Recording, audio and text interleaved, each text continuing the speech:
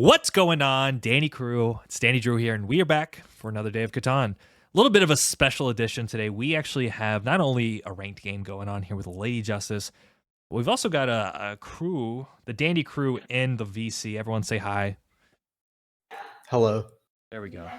Okay. Big intros. Everyone's going crazy over there, obviously. And then we got a duck, apparently. So we are in the fourth position, and I kind of just invited them on. We're going to just kind of chit-chat, talk through the game, hopefully win it. That's kind of the goal. All right, so let's take stock here.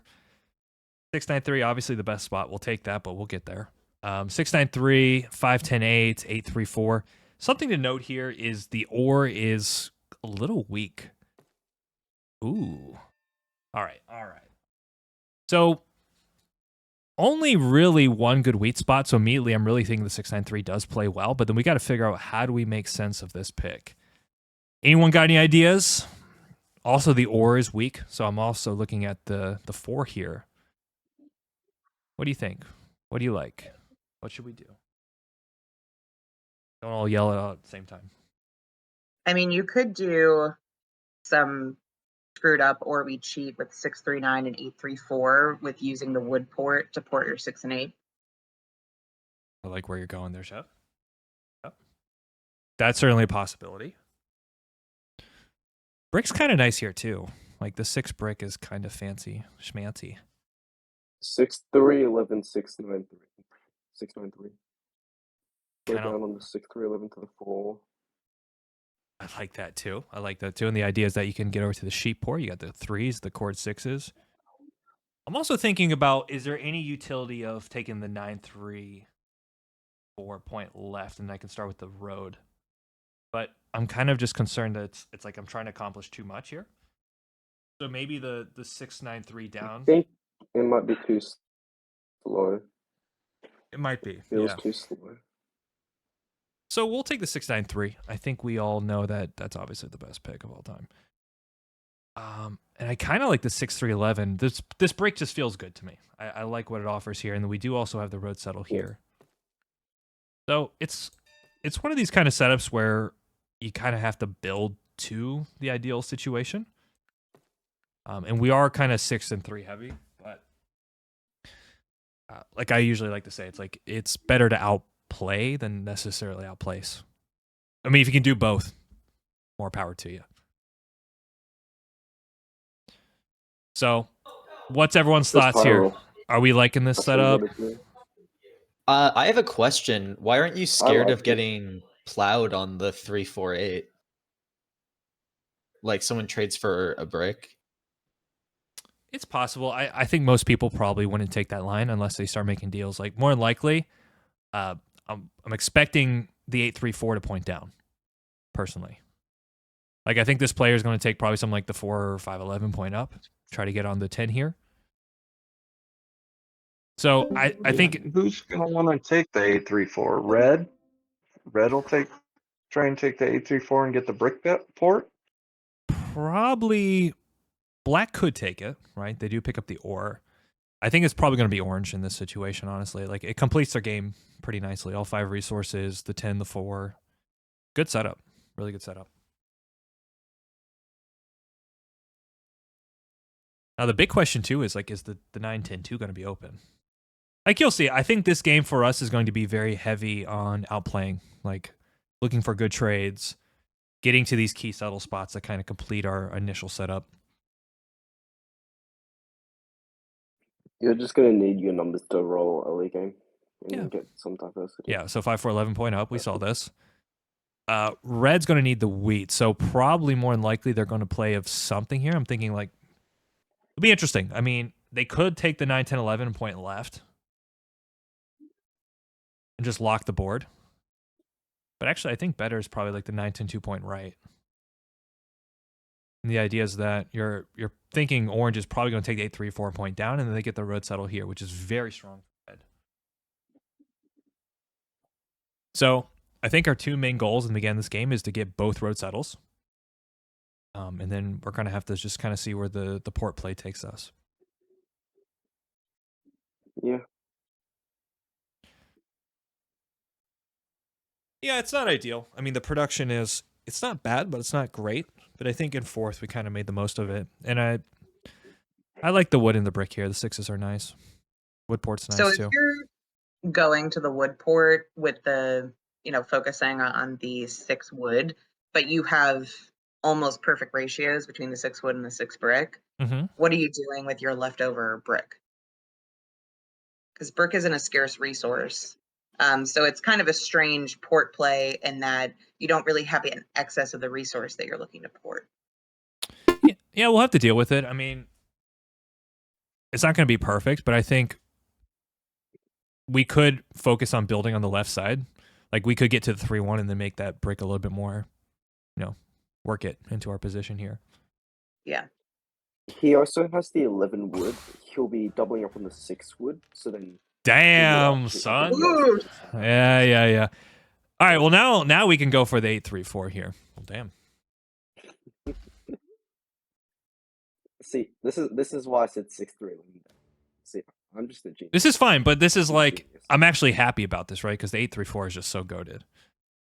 So it's like, okay, That's ideal, honestly. Yeah, we That's lost. a lot better. Yeah.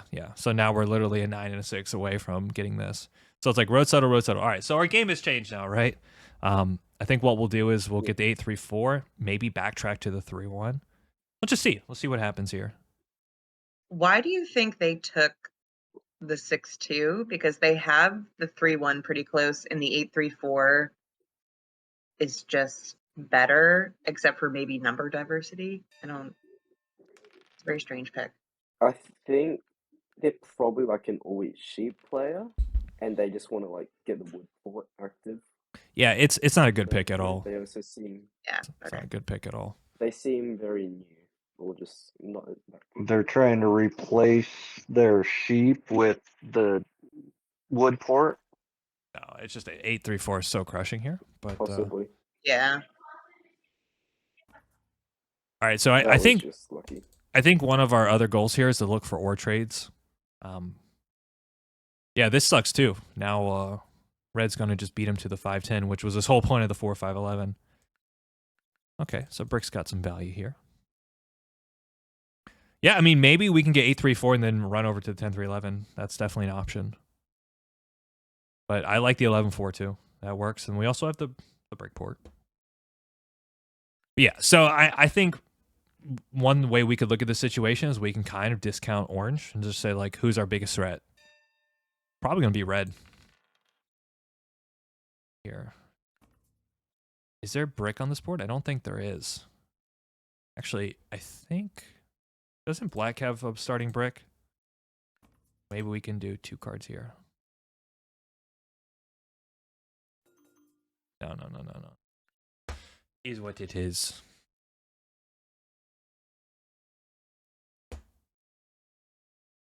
Interesting.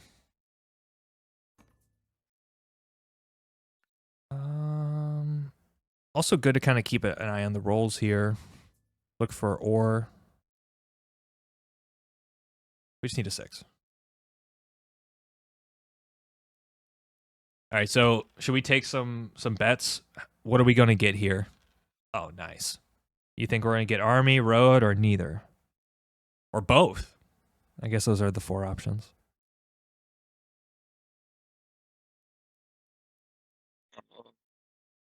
It's gonna be hard to beat red for road.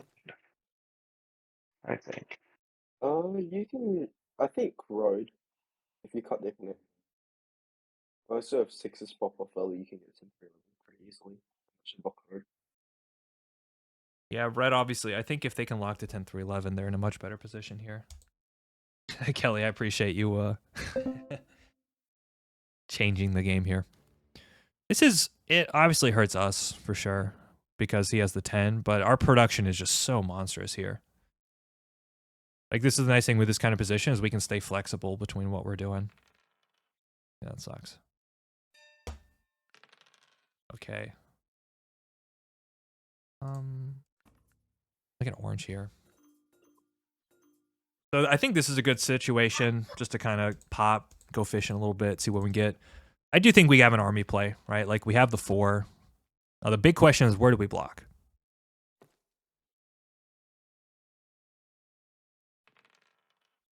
block? What a block. The 5 and the 10 up top. Yeah, I think those are our 2 critical blocks for sure. And I think we're gonna do that right now. Trying to think. Probably red, honestly, but his cards aren't as good. I think just red's the bigger threat here.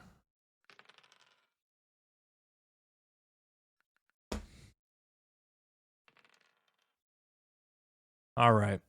I kind of like going to the sheep port next. It makes the 3 super big, but also it doubles the 4. So from that standpoint, really nice for us. A few 4s, we can pop a few 3s. Nice 10, nice 10. 1-6 though, we can get the road settle. Okay. I think we pop here. This limits our hand a bit. Nice. Perfect, perfect. Still need a 3, but we'll figure it out. Let's go take a look at orange. All right, we're cooking. All right, one of the top players in Australia. Nice roll, nice roll.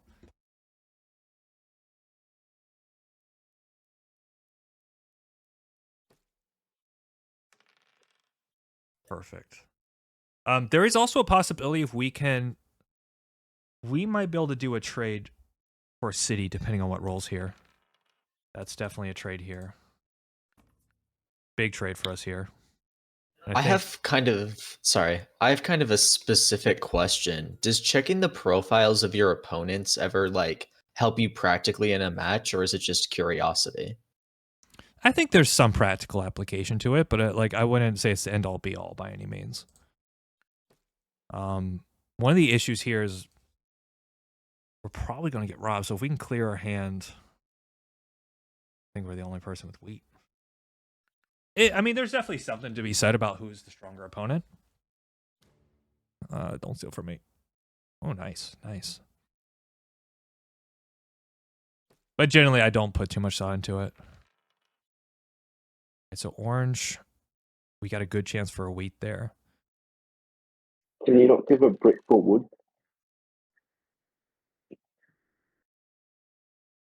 We could try that as well. Sometimes when I check win percentages, it's to help me determine, and maybe this is lazy, but how much thought I should put into a move someone did. Like orange, for instance, placed in an area that I didn't think made sense. But if orange had a crazy high win rate and was ranked high, that would make me think more critically about what they were doing. Like it just basically helps me figure out if I'm missing something due to lack of experience or just not thinking outside of the box, and how seriously I should take the moves that they're making. Okay, so yeah, that's I think we're gonna hit. So we're gonna take the city here, but we could also do not screw me over here. Do not do it, bruh. Okay, thank you.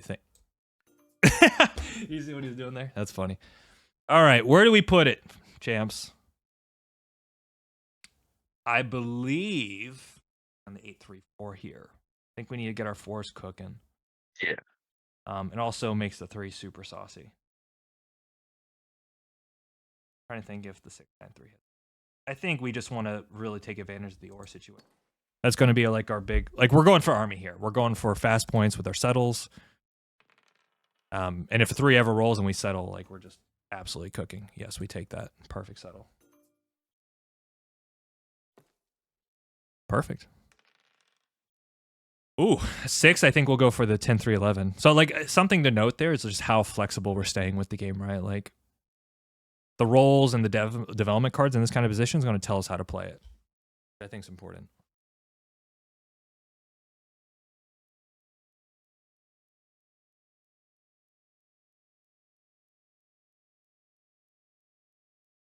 Chinaman saying they're trading you the world.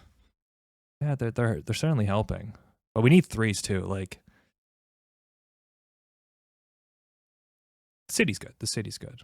There's also a pretty big case, Chinaman, I think, for the 6-3-11 city. Well, let's see here. All right, you know, the thing is, I remember this guy. We've played with him before, and he does this kind of stuff. Is the case for the 6-3-11 city just that you balance your wood and brick more? Exactly. Yeah. So I'm actually looking at red here. He might take this deal. Or not. Let me think. Brick has some utility. We might be able to. I'm just trying. How do we say?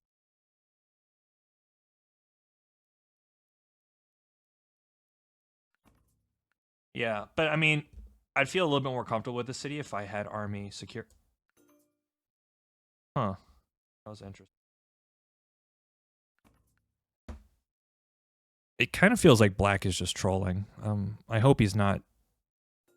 I know this person has commented on my games before, and he was trolling in one of the other games I played. Big roll. Okay. Oh my goodness. If he has a mono. Oh my goodness. Don't mono, please. Okay. Oh my goodness. All right, so the question is, can we get good? That is insane. Where's the ore port? So I think the pop's good here. The city's also good. So what do you like here? I think maybe you pop and then evaluate, right? Because you can always city pop Well, after the first pop. You can always city. can we do a pop in another city, like a? Oh yeah. Yeah, you've got that. So you just. So in light of pulling the mono, I actually pop think first, I think I'm going to pop again here. Yeah. Yeah. Though we could always get the city. Expensive.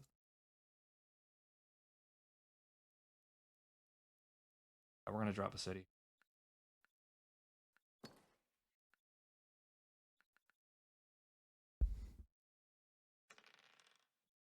Could you explain why you considered popping? Because I would just like see green and drop the city like instantly there. Yeah, well, we don't have army yet. But I mean, that's one of our main priorities, right? So it's like if we can pull a knight, then it's like more or less guaranteed army. You know what I'm saying? So I really want to make sure that I can take army, which is like our best way to win here. Perfect. It's like slowing the game down. I actually am also looking if I can like get a 9 here. I'm also thinking about snagging the. That's fine. Ooh, that's not fine. Thinking about taking the sheep here. So hopefully we can get like a 9 and then do our business. Okay, so he's popping.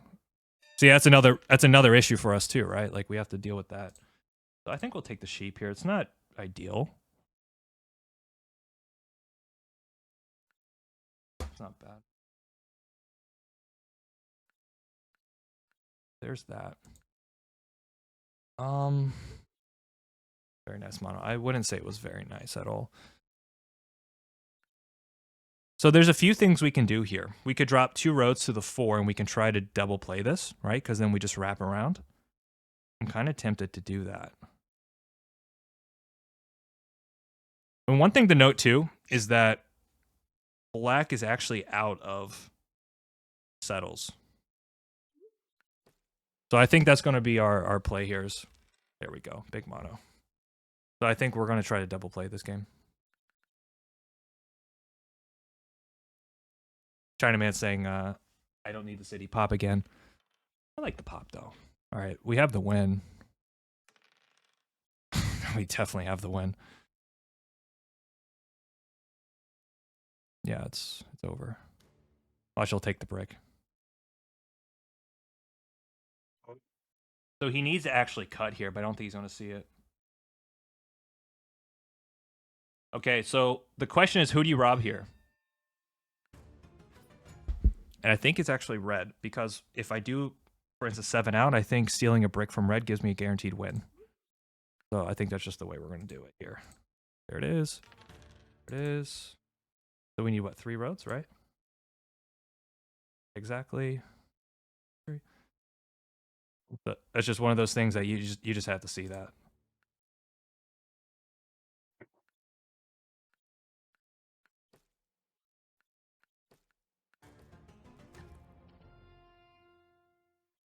So that is like that little move right there.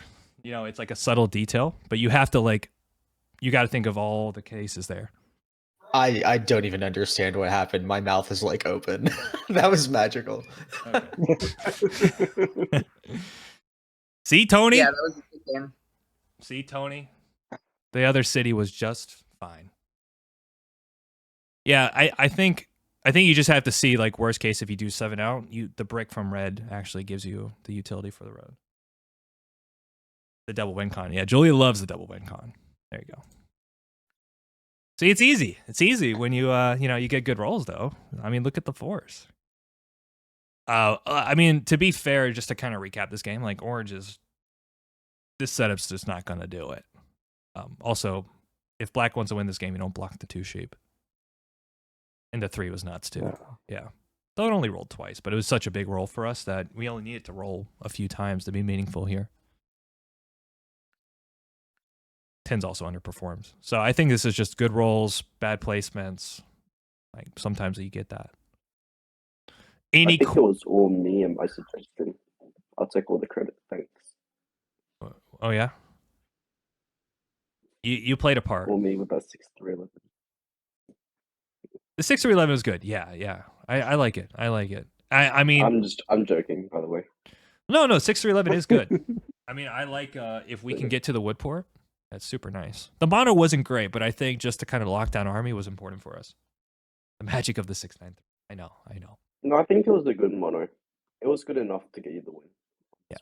Yeah. I mean, I think when you understand this position, it screams for the devil play. Yeah. You had to take your window. If not, I think it's going to be like somewhat close to opening game. I think we're fine. If they play better. Yeah. Any questions, class? I guess. Go Go ahead, Karma. I had a question about the extortion. So I've seen in the chats, like on the community chats, that they're trying to get people to cut down on the extortions. Do you think that extortion is a big part of your game? Yes, I do, but I'm also trying to be a little bit more conscious of it because I think it's been overdone. Like, I mean, and also some people have got to the point now where they do it and they don't, like, for instance, like, I don't even know if this guy, wait for no block. This guy didn't even understand, right? Like, this is where the extortion meta is at. When I extorted this guy for the wheat, he actually gave me the wheat for not blocking him, and then he gave me a non-block on top of it, right? So it's like, to me, this meta's gotten completely out of hand with extortion, to the point where people don't even know what the deals they're doing. So, right. I think from that standpoint, it's definitely gone a little bit out of hand. But I think there's certain situations where it's very useful as a tool, but you just got to be wary that some people really don't like it. So I'd say use it with caution, but it gets to the point. I think it gets to the point in the games, like, people get mad at me for not trying to extort before I move the robber. Like, they want to be extorted. They want the option. I've had people do that to me. Yeah, They're like, they "Why want didn't the you just option. talk to me about it because I didn't want to, and I wanted your card." So that's it. Exactly. Yeah, well, Yeah, that's the whole thing is I knew they had the card, so why do I have to make it some sort of deal for it? I want to try and steal it. That's the way the game is designed, right? I think it's double-edged, right? Because on one end, they'll complain that they're not getting extorted, but then when you extort them, they complain as well. So I think it's more just like, they're going to complain in either way. But, yeah, I think it's a good tool to have. Use it and use it sparingly. I wouldn't use it every single time because it does become triggering for some people. But also too, I like to also gauge the situation. Like sometimes I'll see people are very chit chatty in the game, and I can see they're already kind of using some of these higher level meta deals.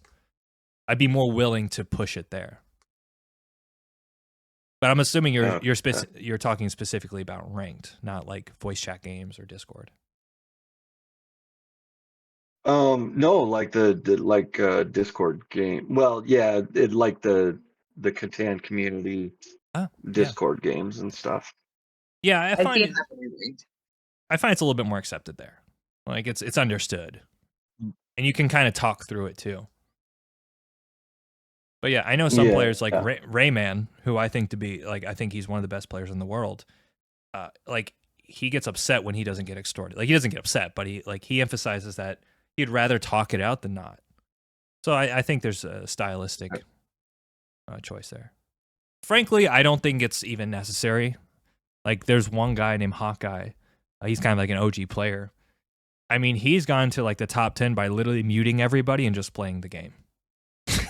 So I think just making it's like he just doesn't want to deal with the bullshit. It's like, fair enough, dude. So I think there's a lot to be said about just making consistently good decisions, which is essentially what we did here. I mean, we had good roles too, but I think the game plan and the moves were strong too.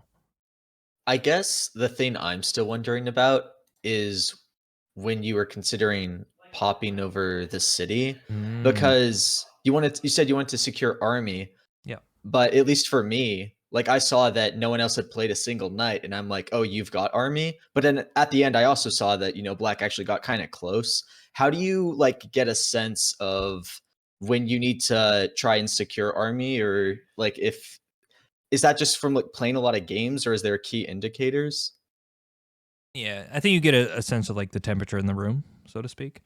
But I also knew that Black was shifting gears and buying devs. So if they keep with that momentum, then they're going to be right where they're at, which is right behind me.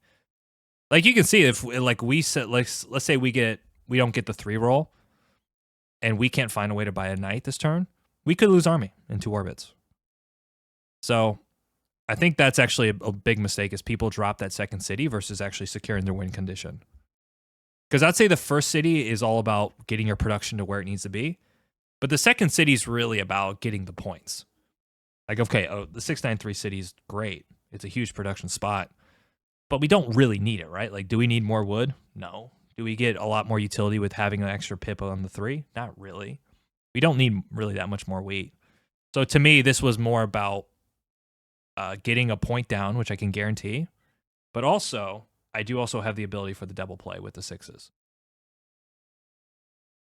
So I say the first city is all about getting your production to the right level, and then the second city is optional.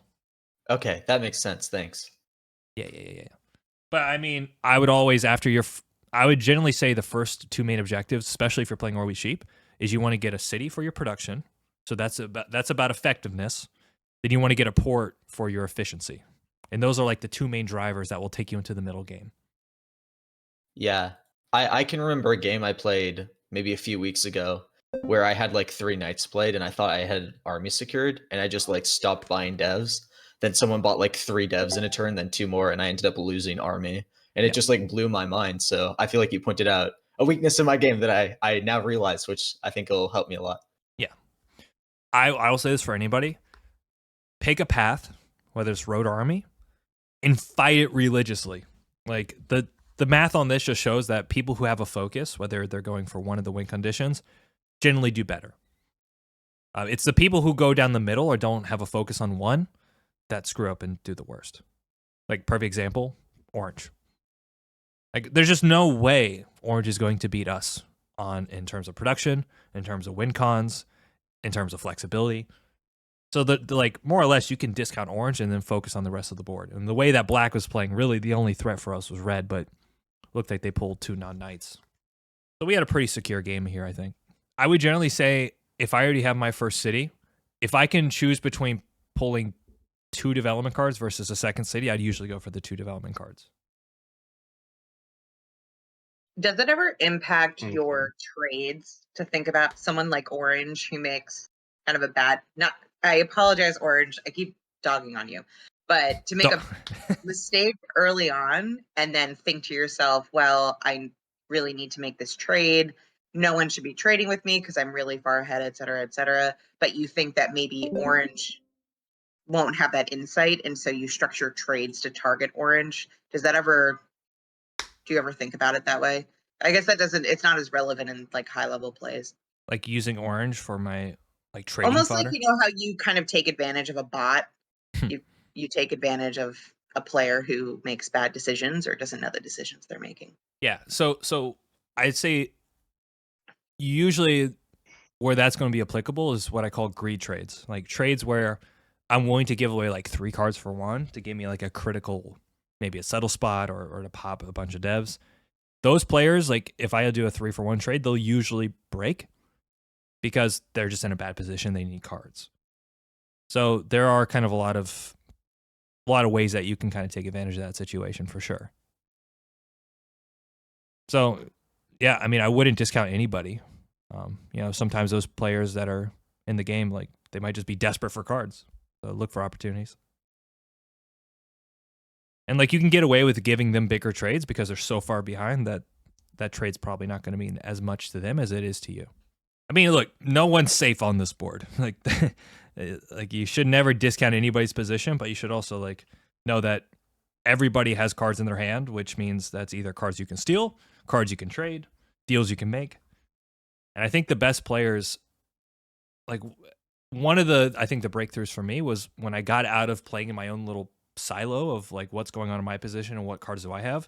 You think about the board as a whole. And once like you have that epiphany that like not everything's possible, but all cards in everybody's hand is in play. It just changes the way you think about the game and trade. It changes the deals you can make. So I think that's a big shift for a lot of players is to think holistically about the entire board. Yeah, that was something Dylan mentioned in one of his videos like years ago, probably over COVID, was he made some comment that when you first start Catan, you play your own game, and then when you get high level, you play all 4 players' games, and that was a big shift for me in terms of skill.